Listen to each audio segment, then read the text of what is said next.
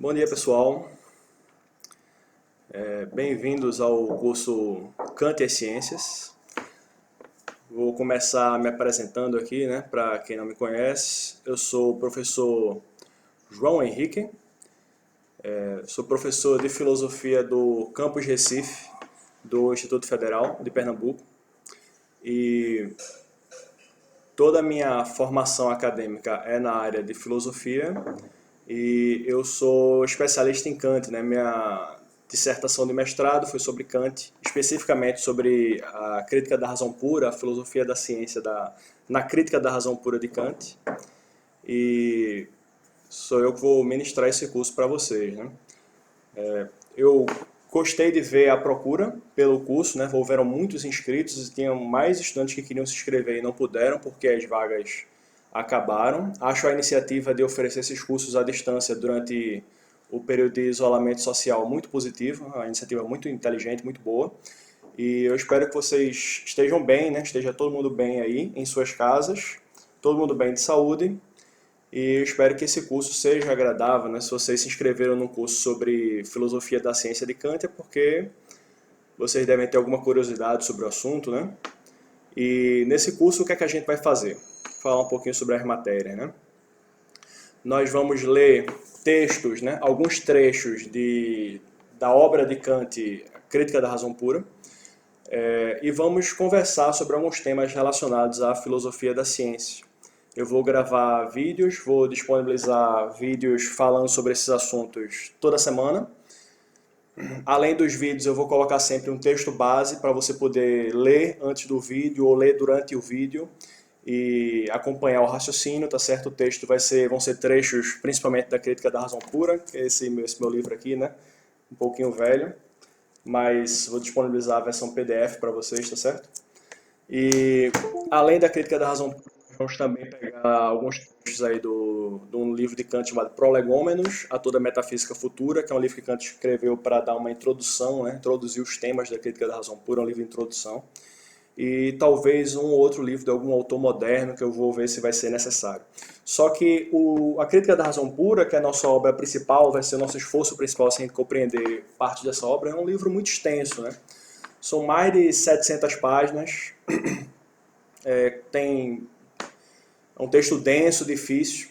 Então a gente não vai ler no nosso curso de extensão aqui, a gente não vai ler a obra toda, né? O curso não vai preparar ninguém para se tornar especialista em Kant de uma hora a outra, mas a gente vai selecionar algumas partes e discutir assuntos, né? E especificamente um assunto vai ser a filosofia da ciência de Kant, né? Porque tem muitos assuntos que a gente poderia discutir com base na crítica da razão pura, mas a gente vai focar no que Kant considerava a filosofia da ciência.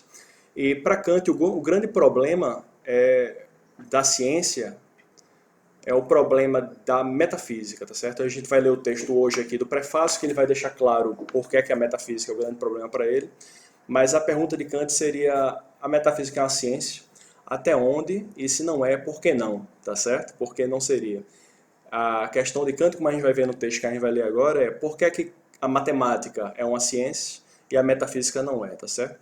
Então, os grandes objetos que Kant vai usar para comparar com a metafísica, nesse problema sobre decidir o que é ciência ou não é, vai ser a matemática e a física. Então, quando a gente fala sobre filosofia da ciência de Kant, a gente vai falar principalmente de metafísica, de matemática e de física, tá certo? Da física de Newton. Kant conhecia a física de Newton, tá certo? E vamos fazer Kant vai fazer essas comparações e a gente vai fazer comentários. Então, vamos fazer a leitura do texto, né? Antes de fazer a leitura, preciso tocar mais um ponto aqui, que é o seguinte: como é a estrutura desse livro aqui da Crítica da Razão Pura? Como é que é a estrutura dele? Ele é um livro extenso, tá certo? Nesse livro, Kant quer examinar os limites do conhecimento humano, o que é possível conhecer, o que não é possível conhecer, tá certo? Esse seria o tema do debate kantiano. E o livro teve duas edições.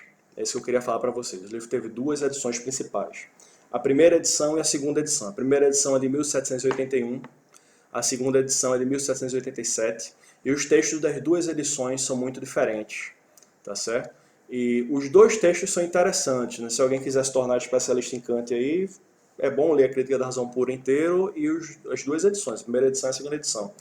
Só que a maioria do trabalho sobre Kant no mundo todo se foca, né? A maioria do trabalho foca na segunda edição da Crítica da Razão Pura. Por quê? Porque é uma edição que Kant escreveu para esclarecer alguns problemas da primeira edição, então era considerada por Kant uma edição melhorada, tá certo? Uma edição melhorada do próprio texto dele, que ele próprio fez 6 anos depois da primeira edição. Então a gente vai ler textos da segunda edição, tá certo? A edição que a gente vai ler é a edição da Crítica da Razão Pura da Fundação Calouste Gulbenkian, tá certo? Essa seria aqui a folha, né, de rosto da Fundação Calouste Gulbenkian, que é uma fundação portuguesa. O texto é uma tradução do português para o português de Portugal, mas dá para a gente compreender, claro, tá certo? A grafia de algumas palavras é diferente. E nessa edição aqui, que eu tenho aqui nas minhas mãos, ela reúne o texto da primeira edição da Crítica e a segunda edição da Crítica, tá certo? Da Crítica da Razão Pura. Em algumas partes do texto de Kant, os dois textos são idênticos, mas em algumas outras partes não. Por exemplo, o prefácio da primeira edição é completamente diferente do prefácio da segunda edição. Não deveria dizer que é completamente diferente, na verdade. Os temas são os mesmos, né? Mas o texto é diferente. Eles redigiram um texto novo para ser o prefácio da segunda edição. Então, vocês estão vendo aqui no texto, né, do texto que a gente vai trabalhar, é o prefácio da segunda edição que a gente vai ler, porque é a edição que Kant considerava a edição melhorada, é a edição que a maioria dos autores se debruça para examinar, é o texto que Kant considerou o texto melhorado, e a gente vai seguir essa tendência, tá certo? Essas letrinhas aqui do lado, B7 em algarismo romano, significa o quê? B significa a paginação, que essa página estava na segunda edição do texto em alemão, tá certo? B significa a paginação da segunda edição, A significa, a letra A significa a paginação da primeira edição. E 7 algarismo romano é porque seria a página 7 de algarismos romanos da edição do alemão lá de Kant, Kant escreveu em 1787, tá certo? Então é isso que significa. Aqui a gente tem o B7, aqui embaixo a gente tem o B8, e significa que passou uma página aqui no original alemão, tá certo? Do B7 para o B8, no original da segunda edição. Tá claro? Essas são as observações que eu queria fazer. Os filósofos têm que ter um cuidado com a obra que eles estudam, têm que saber descrever a estrutura da obra, né, de onde ela vem, para onde ela vai, qual é o autor. Então, essas eram as considerações preliminares que eu queria fazer. Foi bom ter me apresentado, mas agora a gente vai começar a estudar, né, a Crítica da Razão Pura mesmo. Vocês vão estar com o texto aí na tela de vocês e a gente vai ler. Provavelmente não vai dar tempo de ler o texto todo, né? A gente tem que pensar sobre quais são os limites de um curso de extensão online, né? Não vai dar para ler o texto todo, mas vamos selecionar algumas partes interessantes. Vamos comentar, fazer comentários que eu achar pertinentes, tá certo? E vamos lá, vamos começar aqui com o prefácio da segunda edição, 1787. Veja como é que Kant começa o texto, certo? Só o resultado, permite imediatamente julgar se a elaboração dos conhecimentos pertencentes aos domínios próprios da razão segue ou não a via segura da ciência, tá certo? A via segura da ciência. Esse é o primeiro tema que Kant introduz, ok? O tema da via segura da ciência, tá certo? Vamos ver o que é que ele quer dizer com isso. Se após largos preparativos e prévias disposições se caem em dificuldades ao chegar à meta, ou se para a atingir se volta atrás com frequência, tentando outros caminhos, ou ainda se não é possível alcançar unanimidade entre os diversos colaboradores quanto ao modo como deverá prosseguir o trabalho comum, então poderemos ter a certeza que esse estudo está longe ainda de ter seguido a via segura da ciência. Se há confusão, né? Se você tem que chegar no objetivo e não consegue, retrocede, se os próprios especialistas naquele assunto não concordam, né? Se não há unanimidade entre os colaboradores, então aquele estudo não está ainda na via segura da ciência. É apenas, o que é que não está na via segura da ciência, Kant vai explicar aqui, é apenas mero tateio, tá certo? Sendo já grande o mérito da razão em ter descoberto, de qualquer modo, esse caminho, mesmo à custa de renunciar a muito do que continha a finalidade proposta de início irrefletidamente. Do que Kant está falando aqui? Está falando da metafísica, tá certo? Está dizendo que a metafísica é mero tateio, não segue a via segura da ciência. Quem é que segue a via segura da ciência? Kant vai dar principalmente 2 exemplos, a matemática e a física. Ele também vai citar outras ciências, como por exemplo a química, em certo ponto do texto também vai citar a lógica, mas ele vai trabalhar muito mais a matemática e a física e por que elas estão na via segura da ciência. Sabe, estão vendo esse tracinho aqui no texto, antes do pódio? Isso aqui mostra onde a página acabou na edição original alemã, né? E onde é que a página B8 em números romanos começa. Esse tracinho mostra isso, tá certo? Vamos lá, continuando. Pode reconhecer-se que a lógica, desde remotos tempos, né, seguiu a via segura, pelo fato de, desde Aristóteles, não ter dado um passo atrás, a não ser que se leve em conta aperfeiçoamento e abolição de algumas sutilezas desnecessárias ou a determinação mais nítida do seu conteúdo, coisa que mais diz respeito à elegância que à certeza da ciência. Então, observe aí, né? Ele está dizendo que a lógica segue a via da seguinte ciência, ou seja, ela progride, ela tem um passado, tem um futuro, certo? Ela segue uma direção certa. E Kant vai dizer que Aristóteles já resolveu a lógica desde a época dos gregos, tá certo? Ela já está na via segura da ciência e já está resolvida desde a lógica dos gregos. Kant considerava que a lógica estava encerrada, né? Que não havia mais progresso a ser feito na ciência da lógica, que ela tinha exaurido completamente o conhecimento possível desse objeto. Hoje a gente sabe que Kant estava errado, né? Já que a gente tem que falar aqui sobre filosofia da ciência, né? Hoje a gente sabe que houveram progressos da ciência após a época de Kant, que Kant não conhecia, claro, né? Mas na época dele ele considerava que a lógica era uma ciência encerrada e que ela estava resolvida desde a época de Aristóteles. A não ser se você considerasse melhorias estéticas, né? Melhorias da apresentação da ciência, mas não do conteúdo. Também, também é digno de nota que não tenha até hoje progredido, a Kant vai falar disso que eu acabei de explicar, né? Parecendo, por conseguinte, acabada e perfeita, tanto quanto se nos pode afigurar. Na verdade, se alguns modernos pensaram alargá-la, nela inserindo capítulos, quer de psicologia referente às diferentes faculdades de conhecimento, a imaginação, o espírito, quer metafísicos, respeitando-se a origem do conhecimento, as diversas espécies de evidência, consoante a diversidade dos objetos, o idealismo, o ceticismo, quer antropológicos relativos aos preconceitos, suas causas e remédios, provém isso do seu desconhecimento da natureza peculiar dessa ciência. Não há acréscimo, mas desfiguração das ciências quando se confundem os seus limites. Certo? Então ele está dizendo aí que a lógica já está resolvida desde a época de Aristóteles, não teve nada a se acrescentar pelos modernos. Porém, os limites da lógica estão rigorosamente determinados por se tratar de uma ciência que apenas expõe minuciosamente e demonstra rigorosamente as regras formais de todo o pensamento, quer seja a priori ou empírico. Vou explicar o que é isso aqui, tá certo? A priori, quer seja a priori ou empírico. Seja sua origem ou objeto, quer encontre no nosso espírito obstáculos naturais ou acidentais. Então, o que é que significa esse tal desse a priori ou empírico? A priori e o seu oposto complementar, o a posteriori, são termos que vêm do latim. A priori significa antes, a posteriori significa depois.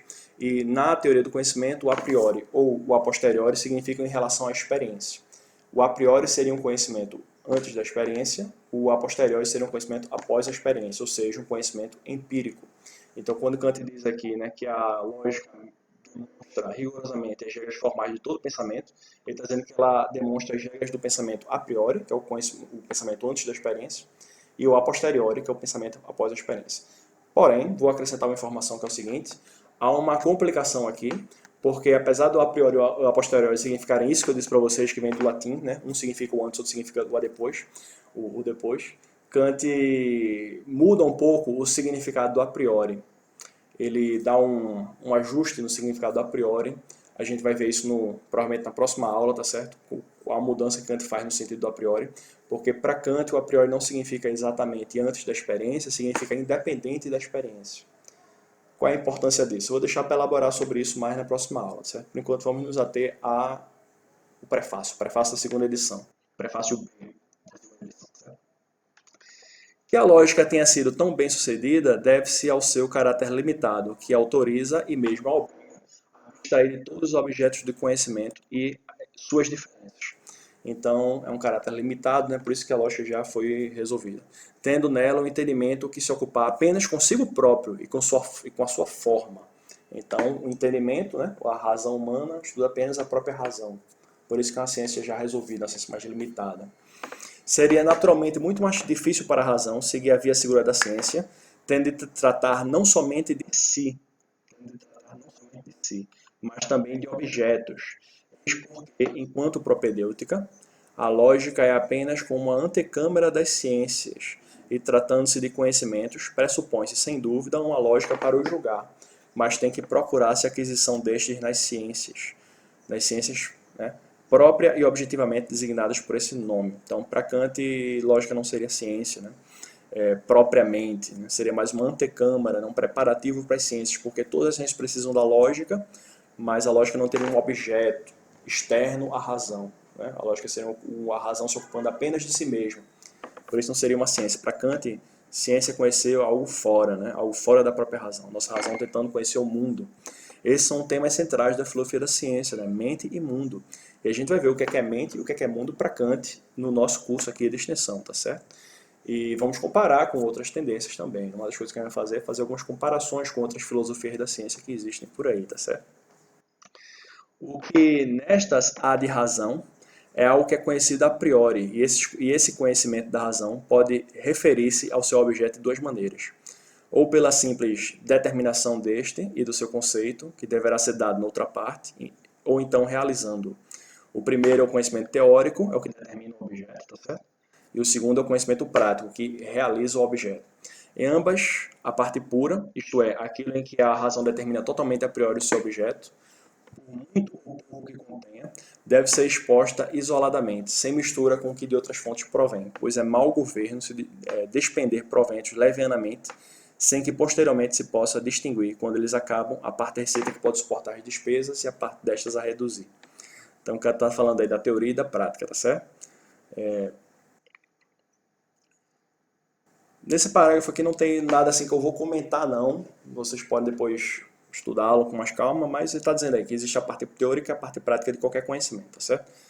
Mas veja como é que ele continua aqui. O próximo parágrafo, esse aqui começando aqui, ele é bem importante, tá certo? E veja só, aqui começa a Kant começa a falar do que considerar a filosofia da ciência mesmo, tá certo? A matemática e a física são dois conhecimentos teóricos da razão que devem determinar a priori seu objeto. Então, a matemática e a física tem uma parte a priori, tá certo? Uma parte que vem, seria na determinação normal, né? Seria antes da experiência. Kant vai mudar esse sentido, mas determina a priori o seu objeto. A primeira de uma maneira totalmente pura, ou seja, a matemática não utiliza a experiência para determinar seu objeto, para dizer qual é seu objeto, tá certo? E a segunda, pelo menos, parcialmente pura, mas também por imperativo de outras formas de conhecimento que não as da razão. Veja só, por que ele diz que a matemática determina totalmente pura seu objeto? Se você faz uma conta como 5 mais 5 é igual a 10, você vai utilizar algum dado da experiência sensorial para chegar no resultado dessa conta?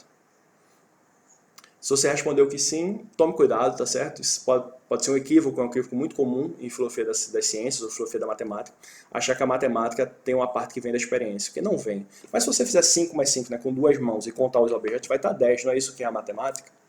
Será que se você pegar 5 objetos com 5 dedos e mais 5 dedos, somar, dá 10, isso é fazer matemática? Considere a seguinte conta. Some aí, 1 milhão mais 1 milhão. Quanto é que dá 1 milhão mais 1 milhão? Você demorou para fazer essa conta? Não demorou, né? Todo mundo sabe que 1 milhão mais 1 milhão dá 2 milhões e a gente faz essa conta em tipo 1 segundo. Porém, imagine o trabalho que daria para você organizar, pegar assim 1 milhão de objetos, colocar numa sala, depois pegar mais outro 1 milhão de objetos, colocar na mesma sala, depois contar quantos objetos resultam naquela sala e chegar à conclusão que resultaria 2 milhões. A gente passaria anos fazendo essa atividade, tá certo? 1 milhão de objetos, mais 1 milhão de objetos, depois contar para dar 2 milhões de objetos, passaria anos. Só que a gente soma 1 milhão mais 1 milhão em 1 segundo. E a gente sabe que dá 2 milhões, tá certo? Então, qual é a experiência que a gente usou para somar 1 milhão mais 1 milhão? Não usou experiência nenhuma. É um raciocínio, Kant consideraria, um raciocínio puro, um raciocínio sem a contribuição de objetos da experiência. Por isso que a matemática determina seu objeto a priori, por isso que o objeto da matemática é a priori. E a física? Se você disser assim, um objeto X, um objeto qualquer, se move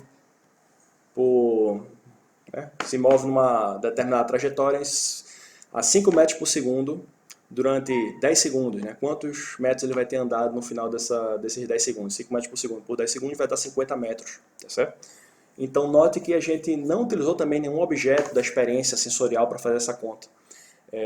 Então, Kant está dizendo assim, a física pode utilizar dados da experiência, mas uma parte do estudo da física também é determinado a priori, tá certo? Então, vamos ver o que Kant fala sobre essas ciências que determinam seu objeto a priori e a tal da via segura da ciência.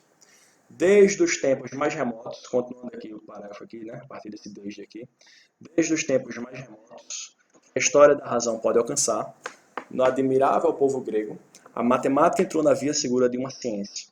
Simplesmente, não se deve pensar que ele foi tão fácil como a lógica, em que a razão apenas se ocupa de si própria. A acertar essa estrada real. A estrada real é a via segura da ciência, tá certo? Ou melhor, abri-la por seu esforço, abrir a estrada, né? Creio antes que, por muito tempo, sobretudo entre os egípcios, Kant falando dos egípcios, né? Que interessante.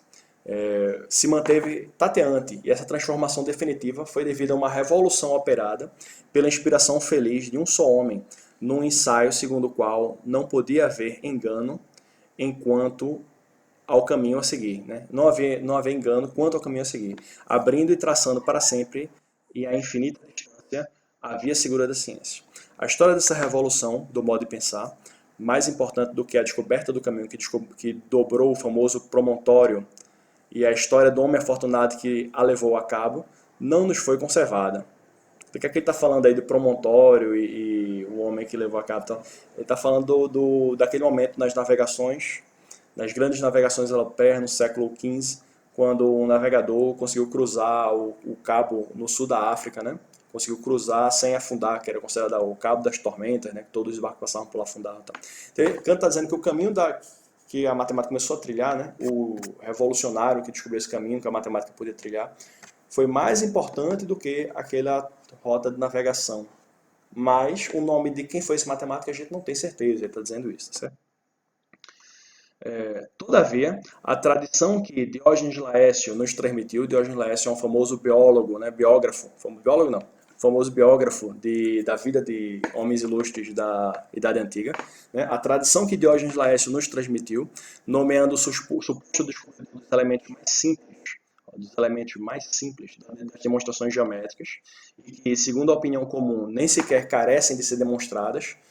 Essa é a ideia do axioma, né? O axioma é uma verdade tão simples que não precisa ser demonstrada. Indica que a recordação da mudança operada pelo primeiro passo dado nesse novo caminho deve ter parecido extremamente importante aos matemáticos, tornando-se, por conseguinte, inovidável. A gente não consegue mais voltar atrás, né, a partir desse passo, tá certo? Aquele que demonstrou que o triângulo isósceles, então ele está falando de uma época antes de Euclides, né, os elementos de Euclides. Né? Aquele que primeiro demonstrou o triângulo isósceles, fosse ele Tales ou como quer que se chamasse, teve uma iluminação. Descobriu que não tinha que seguir passo a passo o que via na figura. Essa passagem aqui pode parecer uma passagem besta, mas aqui Kant vai começar a falar da filosofia da matemática dele, tá certo? Veja só o que é a matemática para Kant, tá certo? Descobriu que não tinha que seguir passo a passo o que via na figura, nem o simples conceito que dela possuía, para conhecer, de certa modo, as suas propriedades, que antes deveria produzi-la ou construí-la, mediante o que pensava e o que representava a priori por conceitos, e que para conhecer com certeza uma coisa a priori, nada devia atribuir-lhe senão o que fosse consequência necessária do que nela tinha posto, de acordo com o conceito. Então a ideia de Kant é que quando você estuda um triângulo na geometria, você não vai só seguir o que está desenhado no papel, você não vai só seguir o que está desenhado no papel, isso seria um conhecimento empírico. Certo? Se eu desenhar um triângulo e eu usar tinta verde para desenhar um triângulo, se saber que a tinta é verde é um conhecimento empírico, que eu estou só observando o que está escrito no papel. Também não vou só examinar o conceito abstrato de triângulo, que é o conceito de triângulo, né? Que danado que seria esse conceito aí, uma figura regular, né? Uma figura regular fechada de três lados. E tentar derivar alguma conclusão desses conceitos, dessas palavras. Kant diz que ao invés disso, a gente pega o papel, a gente produz o triângulo de acordo com o conceito. Então esse ato de produzir é que é o que Kant considera genial na matemática, esse ato de produzir o objeto. A matemática não pega o objeto do papel, nem pega o objeto do conceito, das palavras. Né? Ele produz aquele objeto no papel. Então, isso vai ser mais importante mais para frente no texto, né? Mas esse é o início da explicação de Kant da filosofia da matemática dele, né? Que está dentro da filosofia da ciência. Continuando o texto, né? A física foi ainda mais lenta a encontrar a estrada larga da ciência. Só há século e meio, com efeito, o ensaio do arguto Bacon de Verolâmio, em parte desencadeou, em parte, pois dela já havia indícios, não fez senão estimular essa descoberta, que também só pode ser explicada por uma revolução súbita, operada no modo de pensar. Aqui tomarei apenas em consideração a física na medida em que se funda em princípios empíricos. Tá certo? Então, assim, não é uma física completamente especulativa. Na época de Kant se discutia assim, a física do éter, né? Como é que seria a física do éter, um objeto que ninguém nunca viu e tal. Então, assim, uma física que estuda objetos que a gente consegue ver, tá certo? É isso que ele está falando. Aí veja, próximo parágrafo também é muito importante, tá certo? Vai continuar falando sobre a física e ele vai, daqui a pouco, chegar num ponto que eu considero o ponto central do prefácio. B, da Crítica da Razão Pura. Veja só como esse parágrafo é bonito, né? Quando Galileu fez rolar num plano inclinado as esferas, com uma aceleração que ele próprio escolheu, então Galileu não roleou a esfera e viu qual era a aceleração, ele escolheu, vou dizer que a aceleração aqui vai ser tal, e ele calculou como seria o plano inclinado para dar aquela aceleração. Veja como o negócio é, o autor do conhecimento, ele produz antes o que ele já deseja, tá certo? Veja, o Kant vai falar sobre isso agora. Quando Torricelli fez suportar pelo ar um peso que antecipadamente sabia idêntico ao peso conhecido em uma coluna de água, né? Ou quando, mais recentemente, Stahl, isso aí é um químico, tá certo? Transformou metais em cal e e a cal, por sua vez, em metal, tirando-lhes ou restituindo-lhes algo. Kant está falando aqui dos primeiros passos da química, tá certo? Foi uma iluminação para todos os físicos. Compreenderam que a razão só entende, essa parte aqui é muito importante, eu vou até realçar. Cadê o botão de realçar? Aqui. Compreenderam que a razão só entende aquilo que produz segundo seus próprios planos. Que ela tem que tomar a dianteira com princípios que determinam os seus juízos segundo leis constantes e deve forçar a natureza a responder suas interrogações em vez de se deixar guiar por esta, tá certo? Então a ideia de Kant é que você cria um plano que vai dar uma resposta. Você não fica simplesmente observando a natureza, esperando que ela lhe diga alguma coisa. Você vai criar um método que vai dar uma resposta, e essa resposta já é calculada, e você depois só faz o experimento para conferir se o cálculo estava certo ou o cálculo estava errado, tá certo? De modo, as observações feitas ao acaso, realizadas sem plano prévio, não se ordenam segundo a lei necessária que a razão procura e de que necessita. Certo? Não se ordenam segundo a lei necessária que a razão procura e de que necessita. A ideia da necessidade, né? A ideia de que o resultado é aquele e não pode ser outro. Necessário significa isso. É aquilo e não pode não ser. 5 mais 5 é 10 e não pode não ser 10, tá certo? A razão, tendo por um lado os seus princípios, únicos a poderem dar aos fenômenos concordantes a autoridade de leis, os fenômenos, né? A gente vai falar mais sobre isso nas próximas aulas, o que é que significa fenômeno para Kant, tá certo? A autoridade de leis, e por outro a experimentação, que imaginou segundo esses princípios, deve ir ao encontro da natureza para ser por esta ensinada. É certo, mas não na qualidade de aluno que aceita tudo que o mestre afirma, antes na de juiz investido nas suas funções, que obriga as testemunhas a responder aos quesitos que lhes apresenta. É o juiz que obriga a testemunha a responder, né? Tá certo? Assim, a própria física tem de agradecer a revolução tão proveitosa do seu modo de pensar, unicamente a ideia de procurar na natureza, e não imaginar, de acordo com o que a razão nela pôs, o que nela deverá aprender, e que por si só não alcançaria saber. Só assim a física enveredou pelo trilho certo da ciência, após tantos séculos em que foi apenas simples tateio, tá certo? Acredita assim, como é que a gente forma uma lei da natureza? A gente sabe a lei da gravidade, tá certo? Que os corpos se atraem. Como é que a gente sabe que isso é uma lei? A gente primeiro precisa criar uma teoria em que isso faz sentido, depois a gente encaixa os dados da natureza nessa teoria e a gente confirma os resultados que a gente já esperava, tá certo? Então é assim que a gente tira uma lei da natureza. Senão não é uma lei, é só uma observação aleatória. Se eu não tenho uma teoria para explicar o movimento dos corpos celestes no espaço, dos outros planetas, das outras estrelas, eu vou estar um bocado de observação desorganizada. Se eu tenho uma teoria, eu consigo agora fazer essas observações, se encaixar nessa teoria, mas a teoria é formulada a priori, pelo menos em parte. Ela é pura, pelo menos em parte, tá certo? Ela é a primeira formulada, depois a gente vai atrás dos objetos para encaixar nessa teoria. Tudo bem até agora? O destino não foi até hoje tão favorável que agora Kant vai começar a falar da metafísica, tá certo? Porque o principal problema de Kant, apesar dele falar muito da matemática e muito da física, o principal problema dele é da metafísica. A gente vai entender agora, tá certo?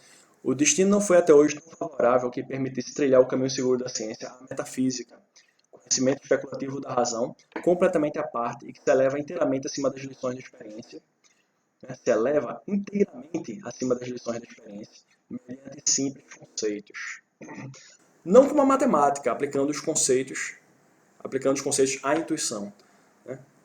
Devendo, portanto, ser discípula de si próprio. Né? A metafísica deve ser discípula de si própria.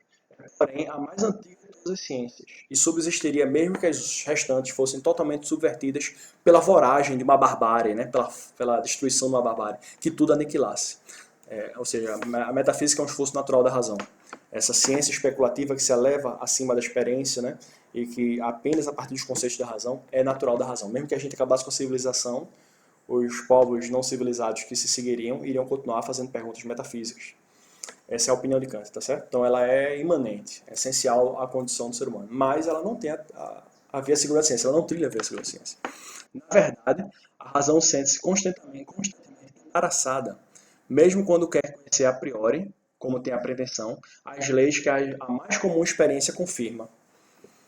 É preciso arrepiar caminho inúmeras vezes ao descobrir-se que a via não conduz aonde se deseja. Arrepiar caminho significa voltar atrás, tá certo? E no que respeita ao acordo dos seus adeptos relativamente às suas afirmações. Então, ele está dizendo que a metafísica é uma confusão. Enquanto essa metafísica ainda é tão longe de alcançar o quê, professor? Alcançar o caminho seguro da ciência, que mais parece um terreiro de luta, apropriadamente destinado a exercitar forças, onde nenhum lutador pôde jamais assenhorar-se de qualquer vitória, qualquer posição, por mais insignificante, nem fundar sobre suas vitórias conquistas duradouras. Não há dúvida, pois, que até hoje o seu método tem sido um mero tateio, e que o que é pior, um tateio apenas entre simples conceitos, apenas entre ideias, né? Sem nada da experiência. Então, tem bastante coisa para a gente destrinchar aqui, mas a gente tem bastante aula pela frente que a gente vai falar desse tema da via segura da ciência várias vezes, tá certo? Mas o problema de Kant é por que a matemática encontrou a via segura da ciência? Por que a física encontrou a via segura da ciência? E a metafísica não, tá certo? Vamos lá. Continuando aqui. Por que será então que ainda aqui não se encontrou o caminho seguro da ciência? Acaso será ele impossível? De onde provém que a natureza pôs na nossa razão o impulso incansável de procurar esse caminho como um dos seus mais importantes desígnios? Mais ainda, essa parte aqui é bem importante. Vou até passar aqui. Tá aqui. Mais ainda, quão poucos motivos teremos para confiar na nossa razão se, num dos pontos mais importantes do nosso desejo de saber, não só nos abandona, como nos ludibria com miragens, acabando por nos enganar. Essa é uma pergunta, na verdade, parece uma pergunta qualquer, na verdade é uma pergunta muito séria. Para Kant é uma pergunta muito importante.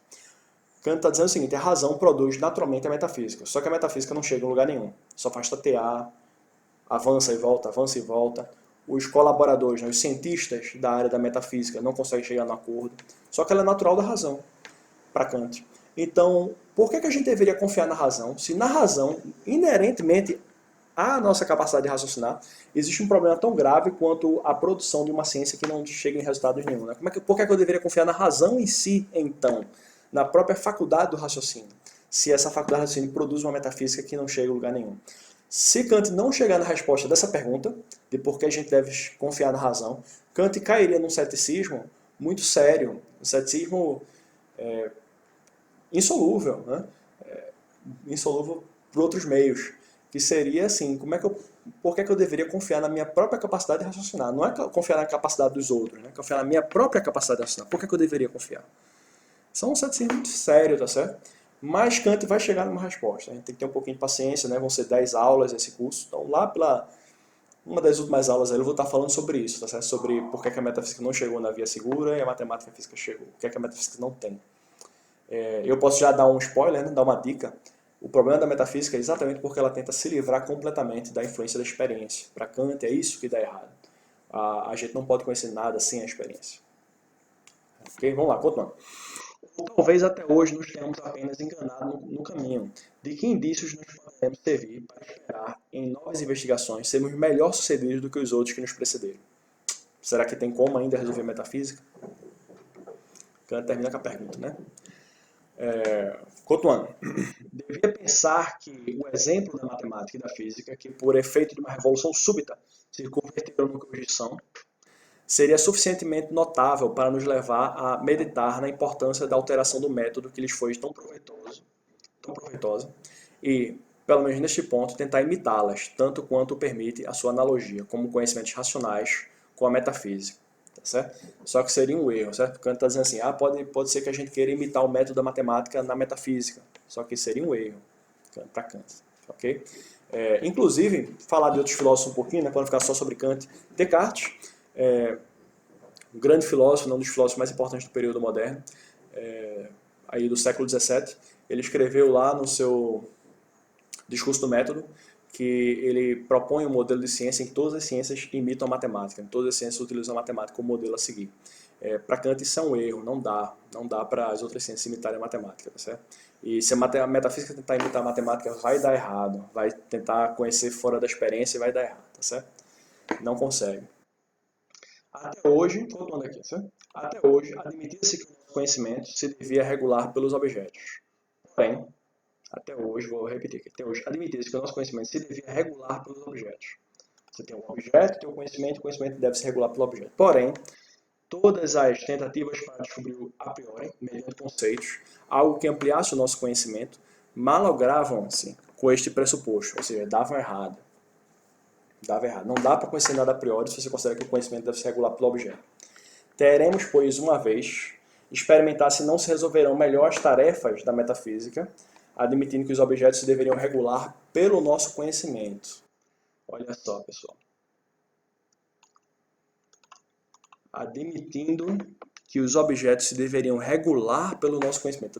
Antes ele está dizendo que se supunha que o conhecimento deveria se regular pelo objeto. Agora ele está dizendo que o objeto deve se regular pelo nosso conhecimento. É uma mudança grande, né, na maneira de pensar. Veja o que Kant diz sobre isso. O que assim já concorda melhor com o que desejamos, é saber a possibilidade de um conhecimento a priori desses objetos, que estabeleça algo sobre eles antes de nos serem dados. Isso aqui de uma semelhança com a primeira ideia de Copérnico. Esse é o trecho copernicana, tá certo? Que não podendo prosseguir na explicação dos movimentos celestes enquanto admitia que toda a multidão de estrelas se movia em torno da Terra, em torno do espectador, tentou se não daria melhor resultado fazer antes tirar o espectador e deixar os outros astros imóveis, ou seja, o Sol imóvel. Então a ideia do heliocentrismo e do geocentrismo, né? O geocentrismo, a Terra estava parada e tudo girava ao redor da Terra. No heliocentrismo, o Sol é o centro do sistema solar e os outros planetas giram em torno do Sol. Então a ideia de Copérnico é a mudança de quem está girando e quem está parado, né? Kant vai dizer que é necessário fazer uma revolução copernicana na ciência, mudar a maneira como a gente supõe a relação entre mente e mundo. É a mente que se espelha no mundo ou o mundo que se espelha na mente? Complexo, né? Profundo. Né? A gente vai examinar bem mais essas questões aí para frente, tá certo? Ora, na metafísica pode-se tentar o mesmo no que diz respeito à intuição dos objetos. Se a intuição tivesse de se guiar pela natureza dos objetos, não vejo como deles se poderia conhecer algo a priori, porque tudo que vem do objeto vem com a experiência, então seria tudo a posteriori, tudo empírico. Se pelo contrário o objeto, enquanto objeto dos sentidos, se guiar pela natureza na nossa faculdade de intuição, posso perfeitamente representar essa possibilidade. O objeto se guiar pela natureza da nossa faculdade de intuição. Meio confuso ainda que danada é a faculdade de intuição, tal, mas esse é assunto dos próximos capítulos. Tá? Então a gente vai explicar isso mais para frente. Posso perfeitamente representar essa possibilidade. Como, porém, não posso deter-me nessas intuições, desde o momento em que devem tornar-se conhecimentos, é preciso, pelo contrário, que as reporte como representações a qualquer coisa que seja seu objeto e que determine por meio delas, terei que admitir que ou os conceitos com a ajuda dos quais opero esta determinação se regulam também pelo objeto, incorro na mesma dificuldade acerca do modo pelo qual dele poderei saber algo a priori, ou então os objetos, ou o que é o mesmo, a experiência pela qual nos são conhecidos como objetos de dados, regula-se por esses conceitos. Essa é a solução que Kant quer, tá certo? A experiência se regula pelos conceitos a priori. Tá certo? E assim vejo um modo mais simples de sair do embaraço. Com efeito, a própria experiência...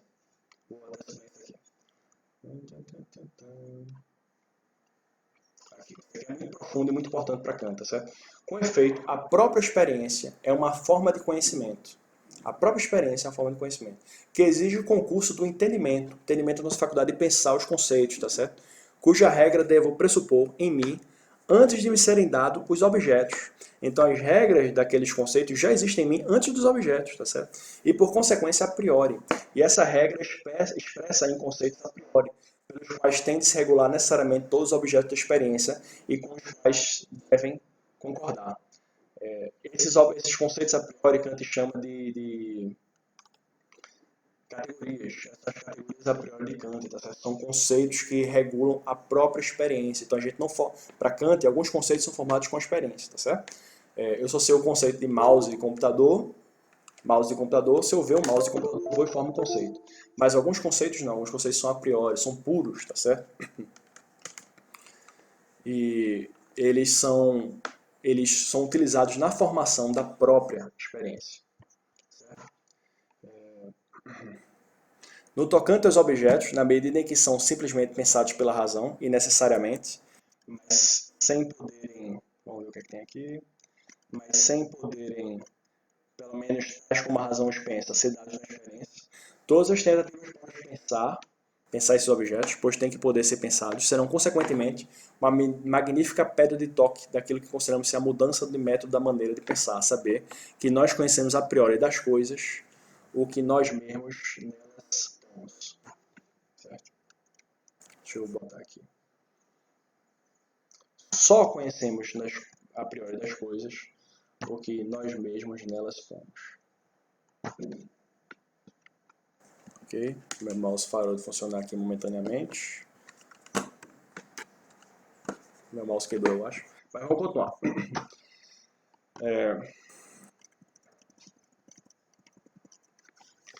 Este ensaio, a gente está quase encerrando o vídeo agora, pessoal. O vídeo está meio longo já, né? Estamos quase, ó o coronavírus aí, né? Estamos quase encerrando o vídeo, tá certo? Vamos só ler mais um parágrafo e a gente encerra, tá certo? Este ensaio dá resultado e promete caminho seguro da ciência para a metafísica, na sua primeira parte, que se ocupa de conceitos a priori, cujos objetos correspondentes podem ser dados na experiência conforme os conceitos. Então, ele está dizendo que há uma primeira parte, né, de uns conceitos a priori, cujos objetos correspondentes podem ser dados na experiência conforme esses conceitos. Então, os conceitos a priori que influenciam os objetos, que regulam os objetos. Né? Isso aí dá resultado para esses conceitos. Efetivo, então, não seria a metafísica toda uma parte da metafísica, certo? Que dá resultado para uma parte da metafísica, mas não para a metafísica toda. Isso vai ficar melhor mais para frente, ficar mais claro mais para frente. Efetivamente, com a ajuda desta modificação do modo de pensar, do que Kant chama de Revolução Copernicana, pode-se muito bem explicar a possibilidade de um conhecimento a priori e, o que é ainda mais, dotar de provas suficientes as leis que a priori fundamentam a natureza, tomada como conjunto de objetos da experiência. Natureza tomada como conjunto de objetos da natureza, certo?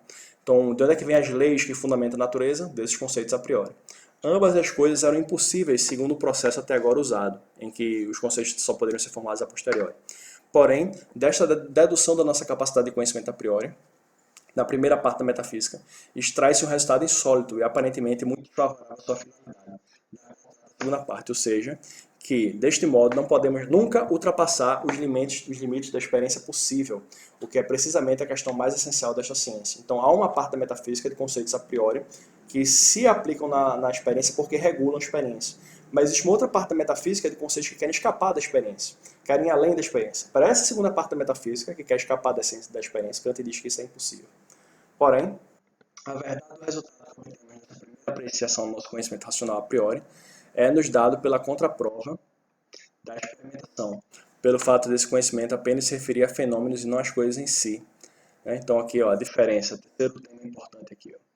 Esse conhecimento a priori, formado a priori a partir de conceitos, só se referir a fenômenos, não às coisas em si. Qual é a diferença? O fenômeno é como as coisas parecem ser para mim, como as coisas passam a ser para mim quando elas passam pelos meus sentidos, pela minha sensibilidade. Então a coisa em si é como seria a coisa fora da nossa mente, fora do contato com a nossa mente. Quando a coisa tem um contato com a mente, passa a ser um fenômeno. É como ela aparece a nós depois de passar pelos nossos sentidos. E a coisa em si seria para Kant completamente impossível de conhecer, incognoscível, tá certo? Impossível de conhecer. Então ele está dizendo assim, as coisas em si, embora em si mesmas reais, se mantêm para nós incognoscíveis, porque a gente só conhece o fenômeno que a coisa em si produz quando entra em contato com a nossa mente, e não a coisa nela mesma. Com efeito, o que nos leva necessariamente a transpor os limites da experiência e de todos os fenômenos é o incondicionado, que a razão exige necessariamente com plena legitimidade nas coisas em si, para tudo o que é condicionado, a fim de acabar assim a série das condições. Isso aí que está falando aqui de uma coisa que ele vai examinar mais para frente, né? Do incondicionado, aquilo que a gente supõe que está no início da série de condições, como, por exemplo, o famoso argumento aristotélico do motor imóvel, né? Só existe movimento se alguma coisa mover um objeto, mas essa coisa que moveu o objeto tem que ter sido movida também. Esse é o raciocínio de Aristóteles. Bom, esse raciocínio leva ao infinito, né? Para uma coisa mover tem que ter tido outra antes, tem que ter tido para essa outra antes tem que ter tido uma outra mais antes ainda. Onde vai parar esse raciocínio? Para Aristóteles tem que ter havido um motor que é imóvel, motor que ele mesmo não foi movido por nada. Então essa é a ideia do incondicionado que condiciona o que vem depois. Essa ideia do incondicionado é o que a metafísica quer alcançar de 3 maneiras diferentes para Kant, tá certo? Eu vou deixar para falar de que maneiras diferentes são essas em alguma aula mais para frente, né? É muita coisa para uma aula só, mas é importante nesse parágrafo aqui entender que existe o fenômeno e a coisa em si, tá certo? E que a metafísica, os conceitos de metafísica que se aplicam a alguma coisa se aplicam aos fenômenos, mas não a algo em si mesmo que seria incondicionado, que estaria além da experiência. Admitindo que o nosso conhecimento por experiência seguia pelos objetos, como coisa em si, descobre-se que o incondicionado não pode ser pensado sem contradição. Pelo contrário, desaparece a contradição se admitirmos que a nossa representação das coisas, tais como nos são dadas, não se regula por estas, consideradas como coisas em si, mas que são esses objetos, como fenômenos, que se regulam pelo nosso modo de representação. Né? Então, vou sublinhar isso aqui. A nossa representação das coisas, tais como não se regula por estas, consideradas como coisas assim, mas que são esses objetos, como fenômenos, que se regulam pelo nosso modo de representação, tendo consequentemente que se buscasse o incondicionado não nas coisas, na medida em que as conhecemos, em que eles são dadas, mas na medida em que não conhecemos enquanto coisa em si. Então,